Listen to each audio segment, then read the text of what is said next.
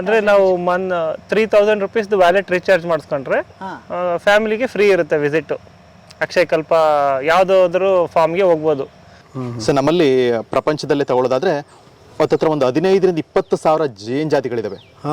But ಎಲ್ಲಾ ಜೇನ್ ಜಾತಿಗಳಿಂದನೂ ಕೂಡ ಜೇನುತುಪ್ಪನ extract ಮಾಡ್ಕೊಳ್ಳಿಕ್ಕೆ ಆಗೋದಿಲ್ಲ. ತುಡುವೆ ಜೇನು ಅಂತ ಕರೀತಾರೆ. ತುಡುವೆ ಜೇನು ಅಂತ ಕರೀತಾರೆ.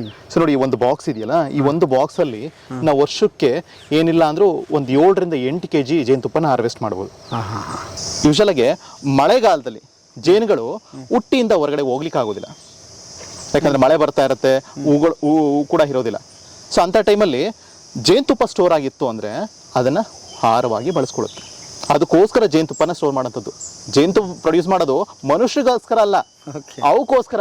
ಅವಕ್ಕೆ ಬೇಕಾಗಿರೋ ಆಹಾರನ ಅವು ಪಡ್ಕೋಬೇಕು ಅನ್ನೋ ಉದ್ದೇಶಕ್ಕೋಸ್ಕರ ಸ್ಟೋರ್ ಮಾಡುತ್ತೆ. ಬರ್ರಿ ಬೀಗ್ರ, ಊಟ ಮಾಡೋಣ. ಬಾಳ್ ಮಂದಾಗ್ಲಿ ತಗೋರಿ. ನಿಮ್ ಬಾಯ ಅರಿಕೆಯಿಂದ ಹಂಗ ಆಗ್ಲೇವಾ? ಎಲ್ರಿ ನಮಸ್ಕಾರ. ನಮಸ್ಕಾರ ಸರ್. ಯಾವ್ರಿ? ನಮ್ದು ರಾಯಚೂರು ಸರ್. ರಾಯಚೂರು? ಓ, ರಾಯಚೂರಿಂದ ಇಷ್ಟು ದೂರ ಪ್ರಯಾಣ ಹೆಂಗಿದೆ? ಅಂದ್ರೆ ಬೆಂಗಳೂರಿಂದ ಬಂದಿದೆ ಸರ್. ನಮ್ದು ನೇಟಿವ್ ರಾಯಚೂರು, ನಾವು ಇರೋದು ಬೆಂಗಳೂರಲ್ಲಿ. ಓಕೆ. ಹೆಂಗೆ ಸರ್ ಅಕ್ಷಯ ಕಲ್ಪ ಹೆಂಗ್ ಗೊತ್ತಾಯ್ತು, ಹೆಂಗ್ ಬಂದ್ರಿ? ನಾವು ಅಕ್ಷಯ ಕಲ್ಪ ಕಸ್ಟಮರ್ ಸರ್. ಓಹೋ. ಸೊ ಕಸ್ಟಮರ್ಸ್ಗೆ ಫ್ರೀ ವಿಸಿಟ್ ಇರುತ್ತೆ. ಓಕೆ. ಸೊ ಹೆಂಗದು ಫ್ರೀ ವಿಸಿಟ್ ಹೆಂಗಾಯ್ತದೆ? ಅಂದ್ರೆ ನಾವು 3000 ರುಪೀಸ್ದು ವ್ಯಾಲೆಟ್ ರೀಚಾರ್ಜ್ ಮಾಡಿಸ್ಕೊಂಡ್ರೆ ಫ್ಯಾಮಿಲಿಗೆ ಫ್ರೀ ಇರುತ್ತೆ ವಿಸಿಟ್. ಅಕ್ಷಯ ಕಲ್ಪ ಯಾವುದಾದ್ರೂ ಫಾರ್ಮ್ಗೆ ಹೋಗ್ಬೋದು. ಸೊ ನಮ್ಗೆ ಇದು ಹತ್ರ ಇರೋದ್ರಿಂದ ಏನಾದ್ರೂ ವಸ್ತುಗಳನ್ನ ತಗೊಂಡ್ರೆ ತಗೊಬೇಕು ಅಂತ ಏನಿಲ್ಲ. ವ್ಯಾಲೆಟ್ ರೀಚಾರ್ಜ್ ಮಾಡಿದ್ರೆ ಆಯ್ತು. ನಾವು ಹಾಲು, ಮೊಸರು, ಪನ್ನೀರು ಏನಾದ್ರೂ ಆರ್ಡರ್ ಮಾಡ್ಕೊಬೋದು. ಆಮೇಲೆ ಆ 3,000 ರೂಪಾಯಲ್ಲಿ ಅದು ಖಾಲಿ ಆಗತ್ತಾರ ನಾವು ಏನಾದ್ರೂ ಆರ್ಡರ್ ಮಾಡ್ಕೊಬೋದು. ಮಸ್ತ್ ಐತಲ್ಲ ಇದು. ತುಂಬಾ ಒಳ್ಳೆ ಆಫರ್ ಸರ್ ಇದು. ಅಲ್ವಾ? ತುಂಬಾ ಒಳ್ಳೆ ಆಫರ್ ಇದೆ. ಎಲ್ಲ ಫ್ರೀ ಇದೆ ಸರ್. ಎಲ್ಲ ಫ್ರೀ, ಇಡೀ ಫ್ಯಾಮಿಲಿಗೆ. ತುಂಬಾ ಚೆನ್ನಾಗಿದೆ ರೀ. ಹೌದಾ? ಇದೇ ನಾವು ರೆಸಾರ್ಟಿಗೆ ಹೋಗಿದ್ರೆ ನಮ್ಗೆ ಒಂದು 5,000 ಆಗಿರೋದು. ಒಬ್ರೊಬ್ರಿಗೆ 1,000, ಒಬ್ರೊಬ್ರಿಗೆ 1,000 ಒಂದಿನಕ್ಕೆ. ಇದು 2 ದಿನ ಅಲ್ಲ, ಡಬಲ್. 3,000ಕ್ಕೆ 25,000 ಉಳಿಸಿದ್ರಿ. ಮಕ್ಕಳು ಕೂಡ ಚೆನ್ನಾಗಿದೆ ರೀ, ಊಟ ಅದೆಲ್ಲ ಚೆನ್ನಾಗಿದೆ ರೀ. ಮಕ್ಕಳು ಕೂಡ ತುಂಬಾ ಎಂಜಾಯ್ ಮಾಡಿದ್ರು. ಹಳ್ಳಿ ಲೈಫ್ ತರ ಇದೆಯಲ್ಲ, ಸೊ ಅದೆಲ್ಲ ತುಂಬಾ ಎಂಜಾಯ್ ಮಾಡಿದ್ರು ಮಕ್ಕಳೆಲ್ಲ. ಏನಪ್ಪ ನಿನ್ನ ಹೆಸರು? ಸಿದ್ಧಾಂತ್. ನಿಂದ? ಏನು ಹೇಳ್ರಿ, ಏನು ಎಂಜಾಯ್ ಮಾಡಿದ್ರಿ? ಏನೇನು? ನಮ್ಗೆ ಇಲ್ಲಿ ಆರ್ಚರಿ ಮತ್ತು ಸ್ಲಿಂಗ್ ಶಾಟ್ ಅನ್ನೋದು ಗೇಮ್ಸ್ ಇತ್ತು. ಸೊ ಅದು ಆಡಿ ಆಡಿ ನಮಗೆ ರೂಢಿ, ಅವಾಗಿನ ಕಾಲದಾಗ ಹೆಂಗೆ ಆಡ್ತಿದ್ರು ಗೊತ್ತಾಯಿತು. ಸೂಪರ್. ಊಟ ಹೆಂಗಿತ್ತು? ಸೈಕಲ್ ಊಟ ಚಲೋ ಇತ್ತು. ರೆಡ್ ರೈಸ್ ಎಲ್ಲ ನಮ್ಗೆ ಬ್ಯಾಲೆನ್ಸ್ ಡೈಟ್ ಇತ್ತು. ಮತ್ತು ಅನ್ನ ಸಾರು ಎಲ್ಲ ಚಲೋ ಇತ್ತು. ಮುದ್ದೆ ಹೇಳ್ರಿ ನೀವು. ಮುದ್ದೆ? ನಾವು ರಾಯಚೂರು ರೊಟ್ಟಿ ತಿಂದ ಅಭ್ಯಾಸ ನಮಗೆ. ಮುದ್ದೆ ಹೊಡೆದ್ರ ಚೆನ್ನಾಗಿದೆ ಊಟ ಎಲ್ಲ. ಇದನ್ನ ಸರ್ಚ್ ಮಾಡಿದವ್ರು ಯಾರು? ಹಿಂಗೆ 3,000ಕ್ಕೆ ಸಿಗುತ್ತಂತ ಗೊತ್ತಾಗಿದ್ದು ಹೆಂಗೆ ನಿಮ್ಗೆ? ಅಲ್ಲಿ ಅಪಾರ್ಟ್ಮೆಂಟ್ಗೆ ಬಂದಿದ್ರು ಸರ್ ಇವ್ರು, ಅಕ್ಷಯ ಕಲ್ಪದವರು. ಬಂದ್ಬಿಟ್ಟು ಅಲ್ಲಿ ಅಡ್ವರ್ಟೈಸ್ಮೆಂಟ್ ಮಾಡ್ತಾರೆ ನಮ್ಮ ಅಪಾರ್ಟ್ಮೆಂಟ್ ಅಲ್ಲಿ. ಅವಾಗ ಹಿಂಗೆ 5,000ದ್ದು 3,000ದ್ದು ರೀಚಾರ್ಜ್ ಮಾಡಿಸಿದ್ರೆ ನಿಮಗೆ ಫ್ಯಾಮಿಲಿಗೆ ಫ್ರೀ ವಿಸಿಟ್ ಇರುತ್ತೆ ಅಂತ ಹೇಳಿದ್ರು. ಸೊ ಅದ್ರ ಸಲುವಾಗಿ ಆಯ್ತು, ಒಂದು ವೀಕೆಂಡಲ್ಲಿ ಹೋಗಿ ಬಂದ್ರೆ ಆಯ್ತು ಅನ್ನೋ ಥರ ಮಾಡಿದ್ವಿ. ವೀಕೆಂಡಲ್ಲಿ ನೋಡಿದ್ರೆ ಫುಲ್ ಇದೆ ಅಂತಂದ್ರು. ಅದಕ್ಕೆ ಆಫೀಸಿಗೆ ರಜೆ ಹಾಕಿ ನಾವು ವೀಕ್ ಡೇಸ್ ಅಲ್ಲಿ ಬಂದಿದ್ದೀವಿ ನೋಡಿ, ಎಕ್ಸ್ಪೀರಿಯನ್ಸ್ ತಗೊಳಕ್ಕೆ. ತೋಟ ನೋಡಿದ್ರಿ? ಏನು ನಿಮ್ ತರಕಾರಿ ತೋಟ? ಚೆನ್ನಾಗಿದೆ ರೀ ತೋಟ ಎಲ್ಲ ಚೆನ್ನಾಗಿದೆ ರೀ. ನಿಮ್ದು ಹೊಲಗಿಲ್ಲ ಐತಾ? ಐತ್ರಿ. ಅಯ್ಯೋ, ಭಾಳ ವರ್ಷ ಆತ್ ಮದುವೆಗೆ. ಅಷ್ಟ್ಯಾಕೆ ಹೆದರ್ಕತ್ತೀರಿ? ಎಳೆಯಾಗ ಮುಂದೆ ಬರ್ರಿ, ಇಲ್ಲಿ ಹೇಳ್ತೀನಿ. ಹಳೆ ದೇವ್ರ ಅಂದ್ರ ಏನಂತಾರ, ಮನಿ ದೇವ್ರ ಇದ್ದಂಗ್ರಿ ಸರ್. ಮನಿ ದೇವ್ರ ಟೋಪ ಮಾಡ್ಕೊಂಡ್ರೆ ಕ್ಯಾಮ್ರಾ ಆಫ್ ಮಾಡ್ರಿ, ಬ್ಯಾರೆ ಬರ್ತತ್ರಿ. ಅವ್ರೆ ಅಲ್ರಿ ಸರ್, ನಮ್ಗಿದ್ರೆ ಹೆಣ್ಮಕ್ಳು ಸರ್. ಅತ್ತಿ ಹಳೆಯ ಭಾರಿ ಮಕ್ಳ ತರ ನೋಡ್ಕೊಂತಾರ್ರಿ. ಹಂಗೇನಿಲ್ಲ, ಚೆನ್ನಾಗಿದಾರ ಎಲ್ಲಾರು. ಹ್ಞೂನ್ರಿ ಸರ್. ಓಕೆ. ಫ್ಯಾಮಿಲಿ ನೋಡಿ, ನಮ್ದು ಸಿಂಧನೂರು ರೀ. ಸಿಂಧನೂರು ಹತ್ರ ಪಗಡದಿನ್ನಿ ರೀ. ನಾವು ಸಿಂಧನೂರಲ್ಲಿ ಇರೋದ್ರಿ. ಮಕ್ಕಳು ಮಾತ್ರ ಒಬ್ರು ಚಿಕ್ಕವಳು ಬೆಂಗಳೂರಲ್ಲಿ ಇರ್ತಾರೆ, ಅವರು ಇನ್ನೊಬ್ರು ದೊಡ್ಡವಳು ಹೈದರಾಬಾದಲ್ಲಿ ಇರ್ತಾರೆ. ಏನು ಕೆಲಸ ಮಾಡ್ತೀರಿ ಸರ್? ಸರ್ ನಾವಿಲ್ಲಿ MNC ಅಲ್ಲಿ, ಬೆಂಗಳೂರಲ್ಲಿ MNC ಅಲ್ಲಿ ಮಾಡ್ತೀವಿ. ಅಂದರೆ ಸ್ಟ್ರೆಸ್ ಕಳೆಯೋದಕ್ಕೆ ಏನಾದರೂ ಅಲ್ವಾ ಹೊಸದನ್ನು ಹುಡುಕಾಟಕ್ಕೆ ಮತ್ತು ಕೃಷಿಗೆ ಬೇರೆ ಒಂದು ಆಯಾಮ ಇದೆ ಇಲ್ಲಿ, ಅದನ್ನೆಲ್ಲ ನೋಡಿ ಅನ್ನಿಸ್ತು ನಿಮಗೆ? ಏನೋ ಡಿಫ್ರೆಂಟ್ ಆಗಿದೆ ಸರ್. ಈಗ ನಮ್ಮೂ ಹೊಲ ಇದಾವೆ. ಈಗ ನಮ್ಮ ಕಡೆನೂ ಗೋಬರ್ ಗ್ಯಾಸ್ ಎಲ್ಲ ಇತ್ತು ಮೊದಲು. ಸೊ ಡ್ರಮ್ ತರ ಇತ್ತು. ಇಲ್ಲಿ ನೋಡಿದ್ರೆ ಏನೋ ಡಿಫ್ರೆಂಟ್ ಆಗಿ ಟ್ಯೂಬ್ ತರ ಮಾಡಿದ್ದಾರೆ. ಸೊ ಇದು ಅದಕ್ಕಿಂತ ಸ್ವಲ್ಪ ಕಡಿಮೆ ಕಾಸ್ಟು, ಡ್ಯೂರಬಿಲಿಟಿ ಜಾಸ್ತಿ ಬರುತ್ತೆ ಅಂತ ನನಗೆ ಅನಿಸ್ತು. ಆಮೇಲೆ ಕೃಷಿ ನಾವು ಸುಮ್ಮನೆ ಹಾಕ್ಬಿಡ್ತೀವಿ ಹೊಲದಲ್ಲಿ. ಇವರು ತರಕಾರಿಗೆ ಡಿಫ್ರೆಂಟ್ ಆಗಿ ಒಂದೊಂದು ತಿರುಗಾಡಕ್ಕೆ ಜಾಗ ಮತ್ತು ಹಾಕೋಕ್ಕೆ ಇದು ಒಂದನ್ನ ಐಟಮ್ನ ರೀಯೂಸ್ ಮಾಡ್ಕೊತ ಹೋಗ್ತಾ ಇದ್ದಾರೆ ಇಲ್ಲಿ. ನಮ್ದಂದ್ರೆ ಎಲ್ಲ ಫುಲ್ ಗದ್ದೆ ಹಾಕ್ಬಿಟ್ಟಿರ್ತೀವಿ ನಾವು, ಇಲ್ಲ ತರಕಾರಿ ಹಾಕಿದ್ರು ಫುಲ್ಲು ಏಕ ಹೊಲದಲ್ಲಿ ಹಾಕ್ಬಿಡ್ತೀವಿ. ಇವರಾದರೆ ಅದು ಬಾಕ್ಸ್ ಥರ ಮಾಡಿ ನೀಟಾಗಿ ಮಣ್ಣು, ನಾವು ಒಂದೇ ಥರ ಮಣ್ಣು, ನ್ಯಾಚುರಲ್ ಮಣ್ಣು ಏನಿರುತ್ತೆ ಅದಕ್ಕೆ ಹಾಕ್ಬಿಡ್ತೀವಿ. ಇವರು ಡಿಫ್ರೆಂಟಾಗಿ ತಂದು ಲೇಯರ್ಸ್ ಮಾಡಿ ನೀಟಾಗಿ ಮಾಡಿದ್ದಾರೆ. ಸೊ ಅದರಿಂದ ಅವ್ರ ಉತ್ಪಾದನೆಯೂ ಜಾಸ್ತಿ ಇದೆ ಅನಿಸುತ್ತೆ. ಆಮೇಲೆ ತಿರುಗಾಡೋಕ್ಕೆ ಅಂತಲೇ ಜಾಗ ಸಪ್ರೇಟಾಗಿ ಬಿಟ್ಟಿದ್ದಾರೆ. ಅದೆಲ್ಲ ಸ್ವಲ್ಪ ಅಡ್ವಾಂಟೇಜ್ ಇದೆ. ನಮ್ಮದ್ರಲ್ಲಿ ಆ ಥರ ಏನು ಬಿಟ್ಟಿರಲ್ಲ, ಹಂಗೆ ಗಿಡನ ದಪ್ಕೊಂಡೇ ಹೋಗ್ತದೆ, ಸ್ವಲ್ಪ ಬಿಟ್ಟಿರ್ತಾರೆ ಜಾಗ. ಬಟ್ ಇಲ್ಲಿ ನೀಟಾಗಿ ವೈಜ್ಞಾನಿಕವಾಗಿ ಮಾಡಿದ್ದಾರೆ ಡಿಫ್ರೆಂಟಾಗಿ. ಹಂಗಾರೆ ಅಲ್ಲಿ ಹೋದಾಗ ಒಳ್ಳೆ ತೋಟ ಮಾಡ್ತೀರಿ. ಮಾಡ್ಬೋದು ಸರ್. ಭವಿಷ್ಯ ನುಡಿಯಕ್ಕೆ ಬರಲ್ಲ, ಮಾಡಿದ್ರು ಮಾಡ್ಬೋದು, ಹೇಳಕ್ ಬರಲ್ಲ. ಆಗಲಿ, ಒಳ್ಳೆ ತೋಟ ಸೊ ಮುಖ್ಯವಾಗಿ ನಮಗೆ ಪರಾಗಸ್ಪರ್ಶ ಆಗಬೇಕು ಅಂದರೆ ಯಾವುದೇ ಒಂದು ಫ್ಲವರು ಕಾಯಾಗಬೇಕು, ಯಾವುದೇ ಒಂದು ಫ್ಲವರು ಹಣ್ಣಾಗಬೇಕು ಅಂದರೆ ಅಲ್ಲಿ ಪಾಲಿನೇಷನ್ ಆಗಬೇಕು, ಪರಾಗಸ್ಪರ್ಶ ಆಗಬೇಕು. ಆ ಪರಾಗಸ್ಪರ್ಶ ಮಾಡೋದು ಇನ್ಸೆಕ್ಟ್ಸಿಗೆ ಬಂದರೆ 80 ಭಾಗ ಬೀಸ್ಗಳೇ ಮಾಡ್ತವೆ. ಸೊ ಜೇನುಗಳು ಇಲ್ಲ ಅಂದರೆ ಪರಾಗಸ್ಪರ್ಶ ಮಾಡಲಿಕ್ಕೆ ಯಾವುದೂ ಇಲ್ಲ. ಓಕೆ. ಸೊ ಈಗೇನು ಹಣ್ಣು ತಿಂತಾ ಇದೀವಿ, ಈಗೇನು ಎಲ್ಲ ತಿಂತಾ ಇದೀವಿ, ಅದು ಪರಾಗಸ್ಪರ್ಶ ಆಗಿರುವ ಹಣ್ಣು. ಹೌದು. ಅಂದ್ರೆ ಜೇನು ಇಲ್ಲದೆ ಅವು ಹಣ್ಣು ಆಗಿಲ್ಲ. ಹೌದು, ಪರಾಗಸ್ಪರ್ಶ ಆಗಬೇಕು. ಆ ಪರಾಗಸ್ಪರ್ಶ ಮಾಡಲಿಕ್ಕೆ ನಮಗೆ ಅನುಕೂಲ ಮಾಡಿಕೊಡೋದು ಯಾವುದಪ್ಪ ಅಂದರೆ ಜೇನು. ಸೊ ಅದಕ್ಕೋಸ್ಕರ ಜೇನುಗಳು ಬೇಕಾಗತ್ತೆ. ಸೊ ನಮ್ಮಲ್ಲಿ ಪ್ರಪಂಚದಲ್ಲೇ ತಗೊಳ್ಳೋದಾದ್ರೆ ಹತ್ತತ್ರ ಒಂದು 15ರಿಂದ 20 ಸಾವಿರ ಜೇನು ಜಾತಿಗಳಿದಾವೆ. ಬಟ್ ಎಲ್ಲ ಜೇನು ಜಾತಿಗಳಿಂದನೂ ಕೂಡ ಜೇನುತುಪ್ಪನ ಎಕ್ಸ್ಟ್ರಾಕ್ಟ್ ಮಾಡ್ಕೊಳ್ಳಿಕ್ಕೆ ಆಗೋದಿಲ್ಲ. ಸೊ ಕೆಲವೊಂದು ಸ್ಪೀಷೀಸ್ಗಳು ಬರ್ತವೆ, ಒಂದು 5ರಿಂದ 6 ಸ್ಪೀಷೀಸ್ಗಳಿದಾವೆ. ಅದರಿಂದ ಜೇನುತುಪ್ಪನ ನಾವು ತೆಗಿಬೋದು. ಸೊ ಅದರಲ್ಲಿ ಇದು ಒಂದು ವೆರೈಟಿ. ಇದನ್ನ ತುಡುವೆ ಜೇನು ಅಂತ ಕರೀತಾರೆ. ತುಡುವೆ ಜೇನು ಅಂತ ಕರೀತಾರೆ. ಸೊ ನೋಡಿ, ಈ ಒಂದು ಬಾಕ್ಸ್ ಇದೆಯಲ್ಲ, ಈ ಒಂದು ಬಾಕ್ಸ್ ಅಲ್ಲಿ ನಾವು ವರ್ಷಕ್ಕೆ ಏನಿಲ್ಲ ಅಂದ್ರೂ ಒಂದು 7ರಿಂದ 8 kg ಜೇನುತುಪ್ಪನ ಹಾರ್ವೆಸ್ಟ್ ಮಾಡ್ಬೋದು. ಸೊ ನೀವೇನು ಸಿಟಿ ಕಡೆ ಬೆಟ್ಟದಲ್ಲೆಲ್ಲ ಕಟ್ಟಿರುತ್ತೆ, ಬಿಲ್ಡಿಂಗ್ ಮೇಲ್ಗಡೆ ಎಲ್ಲ ಕಟ್ಟಿರುತ್ತೆ, ಅದು ಹೆಜ್ಜೇನು. ಇದು ಕಂಪೇರ್ ಮಾಡಿದ್ರೆ ಅದರ ಸೈಜ್ ಜೇನು ಒಂದ್ ಸ್ವಲ್ಪ ಉದ್ದ ಇರುತ್ತೆ, ಇವನ್ ಅಗಲ ಕೂಡ ಇರುತ್ತೆ. ಆ ಜೇನ್ ಮೂಲಕ ನಾವೇನಿಲ್ಲ ಅಂದ್ರೆ ಒಂದು 30ರಿಂದ 35 kg ಜೇನುತುಪ್ಪನ ಹಾರ್ವೆಸ್ಟ್ ಮಾಡ್ಬೋದು. ಬಟ್ ಸಾಕ್ಲಿಕ್ಕೆ ಆಗೋದಿಲ್ಲ. ತುಂಬಾ ಫೆರೋಷಿಯಸ್, ಸಾಕ್ಲಿಕ್ಕೆ ಆಗೋದಿಲ್ಲ. ಜೊತೆಗೆ ಅದು ಸಿಂಗಲ್ ಫ್ರೇಮಲ್ಲಿ ಬದುಕುತ್ತೆ, ಇದು ಪ್ಯಾರಲಲ್ ಫ್ರೇಮಲ್ಲಿ ಬದುಕುತ್ತೆ. ಸೊ ಅದಕ್ಕೋಸ್ಕರ ಈ ಜೇನ್ ಜಾತಿನ ಸಾಕ್ಬೋದು, ಹೆಜ್ಜೆನ ಸಾಕ್ಲಿಕ್ಕೆ ಆಗೋದಿಲ್ಲ. ಇನ್ನೊಂದು ಜಾತಿ ಜೇನಿದೆ, ಇಲ್ಲಿ ನೋಡಿ, ಇಲ್ಲಿ ಕಾಣಿಸುತ್ತಲ್ಲ, ಇದು ಮುಜಂಟಿ ಜೇನ್ ಅಂತ ಹೇಳಿ. ನೋಡಿ, ಜೇನ್ ಸೈಜ್ ಹೋಗ್ತಾ ಇದೆಯಲ್ಲ, ಜೇನ್ ಸೈಜು ತುಂಬಾನೇ ಸಣ್ಣ ಇದೆ. ಇದು ಒಂದು ವರ್ಷಕ್ಕೆ 150ರಿಂದ 200 ಗ್ರಾಮ್ ಜೇನುತುಪ್ಪನ ಹಾರ್ವೆಸ್ಟ್ ಮಾಡ್ಕೋಬಹುದು. ಒಂದು ವರ್ಷಕ್ಕೆ ಬರೀ 150ರಿಂದ 200 ಗ್ರಾಮ್ ಅಷ್ಟೇ. ಸೊ ಸಾಕಿರೋ ಉದ್ದೇಶ ಏನಪ್ಪಾ ಅಂದ್ರೆ ನಮಗಲ್ಲಿ ಪರಾಗಸ್ಪರ್ಶ ಆಗಬೇಕು, ಅದೇ ಉದ್ದೇಶಕ್ಕೋಸ್ಕರ ಇದು ಮಾಡ್ಕೊಂಡಿದ್ವಿ. ಸೊ ಇನ್ನೊಂದು ವೆರಿ ಇಂಪಾರ್ಟೆಂಟ್ ಹೇಳ್ಬೇಕು ಅಂದ್ರೆ, ನಾವು ಅಕ್ಷಯ ಕಲ್ಪ ಶುರು ಮಾಡಿದಾಗ 2010ರಲ್ಲಿ ಅಕ್ಟೋಬರ್ 2ನೇ ತಾರೀಕು ಶುರು ಮಾಡಿದಾಗ ಒಂದು ಕೋಕೋನಟ್ ಟ್ರೀ ಮೂಲಕ ಹತ್ತತ್ರ ಒಂದು 50ರಿಂದ 60 ಕಾಯಿ ಸಿಗ್ತಾ ಇದ್ವು. ಬಟ್ ಇವಾಗ 85ರಿಂದ 90 ಕಾಯಿ ಸಿಗುತ್ತೆ. ಇದೆಲ್ಲ ಏನಕ್ಕೆ ಸಾಧ್ಯ ಅಂದ್ರೆ, ಒಂದು ಪಾಲಿನೇಷನ್ ಆಗ್ತಾ ಇದೆ, ಜೊತೆಗೆ ನಮ್ಮ ಅಗ್ರಿಕಲ್ಚರ್ ಲ್ಯಾಂಡು ಆರ್ಗ್ಯಾನಿಕ್ ಆಗಿ ಕನ್ವರ್ಟ್ ಆಗ್ತಾ ಇದೆ. ಇಲ್ಲಿ ಬಿದ್ದಂಥ ವೇಸ್ಟ್ಗಳನ್ನೆಲ್ಲೂ ಕೂಡ ಬಳಸ್ಕೊಂಡು ಗೊಬ್ಬರವಾಗಿ ನಮ್ಮ ಜಮೀನಿಗೆ ಸೇರಿಸ್ತಾ ಇದೀವಿ. ಸೊ ಇದರಿಂದಾಗಿ ಏನಾಗ್ತದೆ, ಮಣ್ಣು ಫಲವತ್ತತೆ ಆಗ್ತಾ ಇದೆ. ಅದರಿಂದಾಗಿ ನಮ್ಮ ಕಾಯಿನ ಇಳುವರಿ ಕೂಡ ಜಾಸ್ತಿ ಆಗಿದೆ. ಹಾಗಾದ್ರೆ ಜೇನು ಆರ್ಗ್ಯಾನಿಕ್ ಇದ್ದ ಕಡೆ ಇರುತ್ತೆ, ಕೆಮಿಕಲ್ ಇದ್ದ ಕಡೆ ಇರಲ್ಲ ಅಂತ ಭಾವಿಸ್ಬೋದಾ? ಖಂಡಿತ. ಎಷ್ಟೋ ಕಡೆ ಕೆಮಿಕಲ್ನ ಹೊಡಿತಾರೆ, ತುಂಬಾ ಕೆಮಿಕಲ್ನ ಬಳಸ್ತಾರಲ್ವಾ, ಜೇನು ಅದ ಹತ್ರಕ್ಕೆ ಹೋಗೋದಿಲ್ಲ.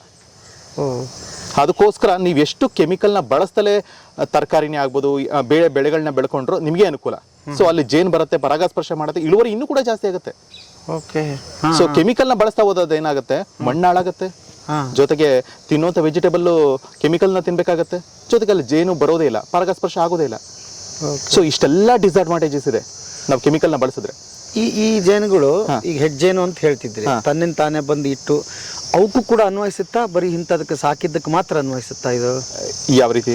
ಈಗ ಕಾಡಿನಲ್ಲಿ ಜೇನು ಬೀಳುತ್ತಪ್ಪ, ನಾವೇನು ಸಾಕಿದ್ದಲ್ಲದು, ಅದೇ ತಂದಿಡುತ್ತೆ, ಅದಕ್ಕೂ ಕೂಡ ಇದು ಅನ್ವಯಿಸುತ್ತಾ? ಅದು ಕೂಡ ಕೆಮಿಕಲ್ ಹಾಕಿ ತಿನ್ನುತ್ತಾ ಇಲ್ವಾ? ಇಲ್ಲ, ಯೂಶಲ್ ಆಗಿ ಎಲ್ಲಿ ಕೆಮಿಕಲ್, ಎಲ್ಲಿ ಇನ್ಸೆಕ್ಯೂರ್ ಆಗುತ್ತೆ, ಯೂಶಲ್ ಆಗಿ ಬೀಸ್ಗಳು ನೋಡಿರ್ಬೋದು ನೀವು, ಎಲ್ಲೋ ಒಂದು ಜೇನ್ ಕಟ್ಟಿರುತ್ತೆ, ನೀವು ಅದಕ್ಕೇನೋ ಒಂದು ಡಿಸ್ಟರ್ಬ್ ಮಾಡ್ತೀರಾ, ಹೊಗೆನೋ ಬಿಡ್ತೀರಾ, ಅದು ಕಡ್ಡಿನ ಹಿಂಗೆ ಶೇಕ್ ಮಾಡಿ ಮುಟ್ತೀರಾ, ನೆಕ್ಸ್ಟ್ ಡೇ ಅಲ್ಲಿಂದ ಬಿಟ್ಟು ಹೋಗಿರುತ್ತೆ. ಯಾವಾಗ ಜೇನು ಇನ್ಸೆಕ್ಯೂರ್ ಫೀಲ್ ಆಗುತ್ತೋ, ಇಲ್ಲಿದ್ರೆ ಸೇಫ್ ಇಲ್ಲ ಅನ್ಸುತ್ತೋ, ಆ ಜಾಗ ಬಿಟ್ಟು ಹೊರಟು ಬಿಡ್ತವೆ. ಅಲ್ಲಿ ಇರಕ್ಕೆ ಜಾಗ ಹೋಗೋದಿಲ್ಲ. ಬಿಟ್ಟು ಹೊರಟಿರುತ್ತೆ. ಜಾಗ ಬಿಟ್ಟು ಹೊರಡ್ತವೆ. ಆಹಾರ ಜೊತೆಗೆ ಪದ್ಧತಿ ಕೇಳಿದೆ ನಾನು. ಇವನ್ ಆಹಾರ ಪದ್ಧತಿ ಕೂಡ ಎಲ್ಲಿ ಕೆಮಿಕಲ್ನ ಬಳಸಿದ್ರು, ಎಲ್ಲಿ ಕೆಮಿಕಲ್ ಇರುತ್ತೋ ಆ ಜಾಗಕ್ಕೆ ಹೋಗೋದೇ ಇಲ್ಲ. ಅದಕ್ಕೋಸ್ಕರ ಕೆಮಿಕಲ್ನ ಬಳಸುವಂಥದ್ದು ಆದಷ್ಟು ಕಮ್ಮಿ ಆಗಬೇಕು.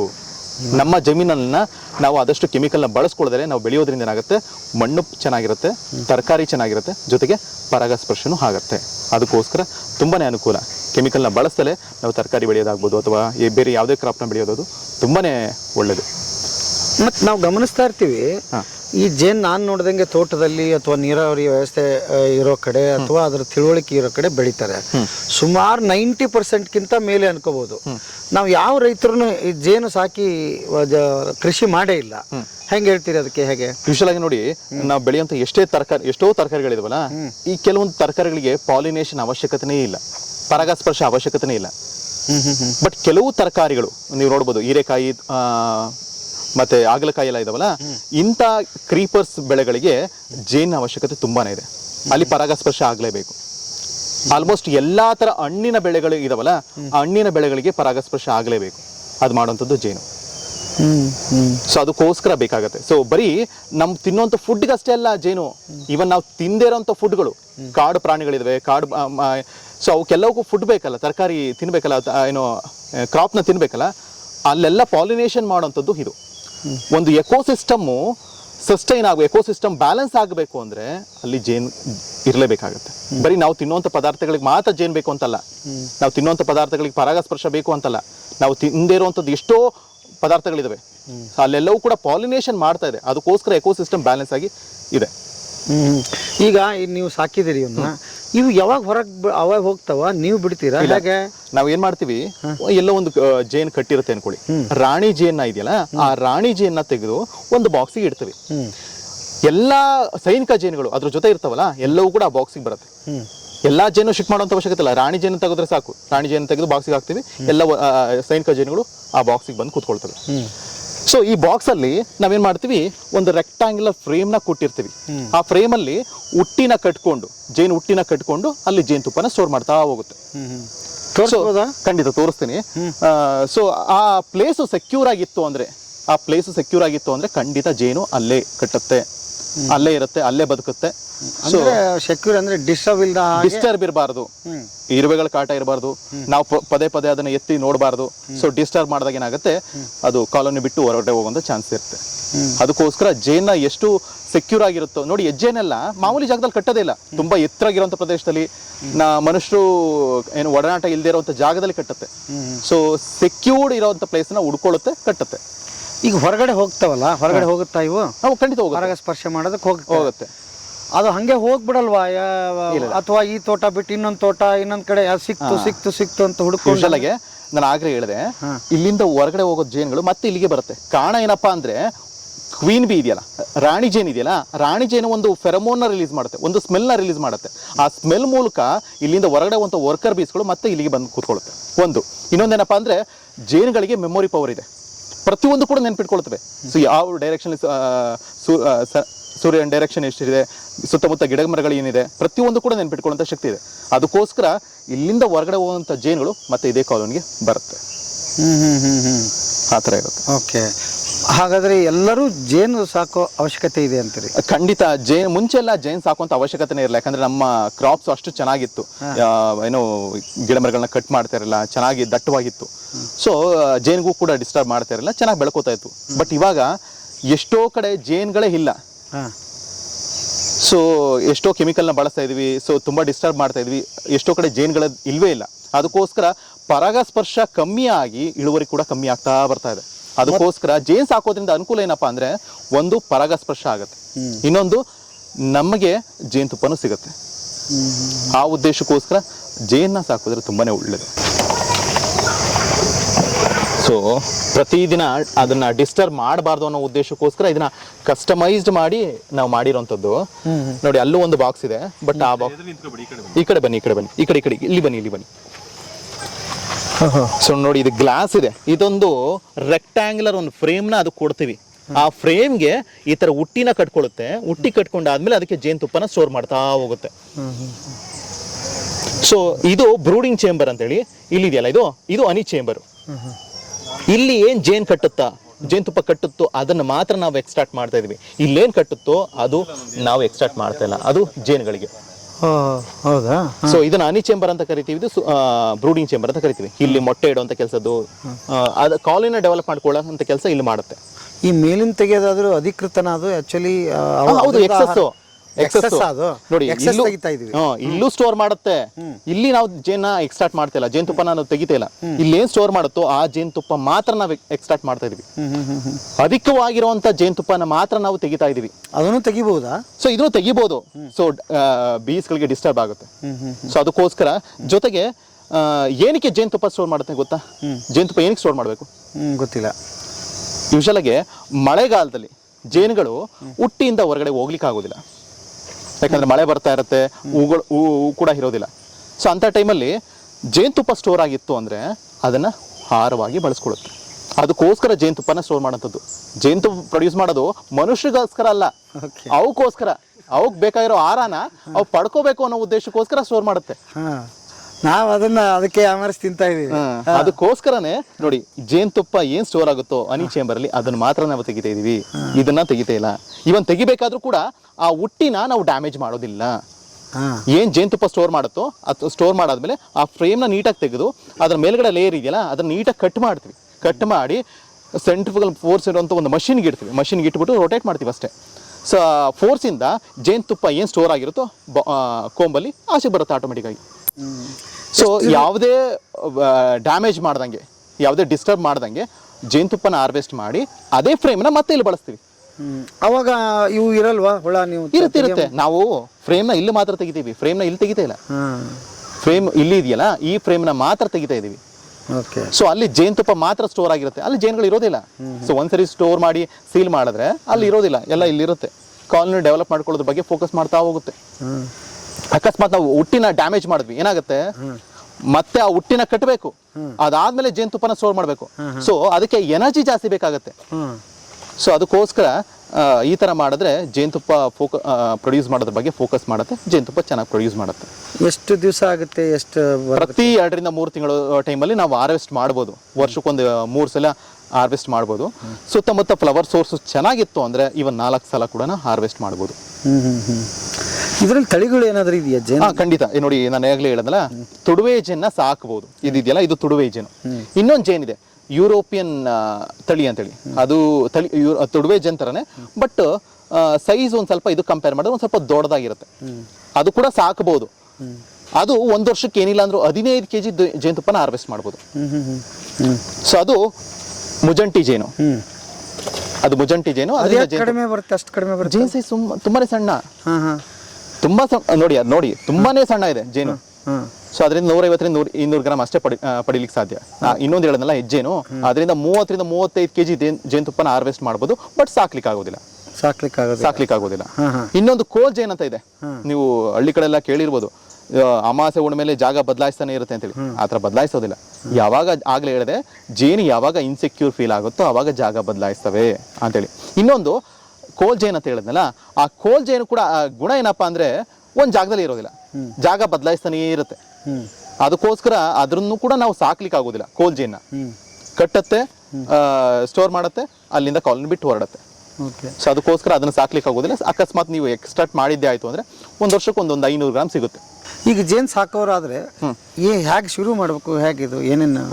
ಇದು ಈ ಜೇನುತುಪ್ಪ ಇದೆ ಬಾಕ್ಸ್ ಇದೆಯಲ್ಲ, ಇದು ತೋಟಗಾರಿಕೆ ಇಲಾಖೆನಲ್ಲಿ ಸಿಗತ್ತೆ. ಸೊ ಆಲ್ಮೋಸ್ಟ್ 2-2.5 ಸಾವಿರ ರೂಪಾಯಿನ ಒಂದು ಬಾಕ್ಸ್ ನ ಕೊಡ್ತಾರೆ, ವಿತ್ ಬೀಸ್ಗಳನ್ನ ಕೊಡ್ತಾರೆ. ಅದನ್ನ ತಂದು ನಮ್ಮ ಜಮೀನಲ್ಲಿ ಇನ್ಸ್ಟಾಲ್ ಮಾಡ್ಕೋಬೇಕಾಗತ್ತೆ. ಜೊತೆಗೆ ಅವರು ಟ್ರೈನಿಂಗ್ ಕೂಡ ಕೊಡ್ತಾರೆ, ಕೆಲವು ಕಡೆ ಟ್ರೈನಿಂಗ್ ಕೂಡ ಕೊಡ್ತಾರೆ.